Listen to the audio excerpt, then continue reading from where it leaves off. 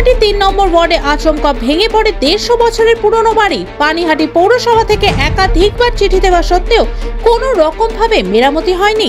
যদিও গতকাল রাতে ৫৮ বছরের বৃদ্ধ দেবকুমার সীমানি ওই বাড়িতে ঘুমাচ্ছিলেন।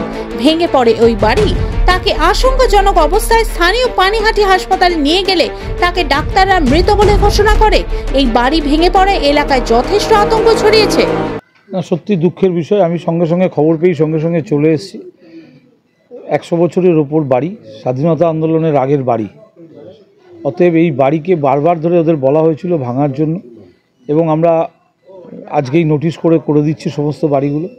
কারণ মানুষের জীবনের দাম সবথেকে বেশি। এটা ভাই প্রবলেম, যার জন্য এই বাড়িটাকে ভেঙে আর নতুন করে ওরা তৈরি করেনি। এই প্রবলেম থেকেই আজকে একটা মানুষ চলে গেল।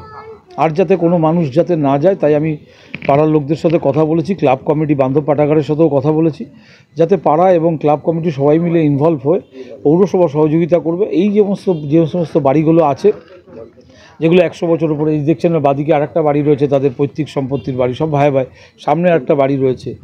এই বাড়িগুলো যাতে আগামী দিনে ভেঙে ফেলা হয়, নতুন কনস্ট্রাকশন হয়, তার ব্যবস্থা করার জন্য আমি এদের কাছে অনুরোধ রাখবো। আর পৌরসভার পক্ষ থেকে যতটুকু সহযোগিতা করার আমরা করছি। দেখুন, আমরা তো পৌরসভার থেকে কি করতে পারি? পৌরসভার থেকে আমরা চিঠি করে তাদের দিতে পারি যে আপনার বাড়ি বিপজ্জনক বাড়ি, ইমিডিয়েটলি ভেঙে ফেলার ব্যবস্থা করুন, নাহলে যে কোনো মুহূর্তে অঘটন ঘটবে। আমরা তারনাথ বন্দ্যোপাধ্যায়ের যে বাড়ির পোর্শনটা আছে সেটাও খুব বাজে পরিস্থিতি, যে কোনো সময় সেটা ভেঙে পড়বে।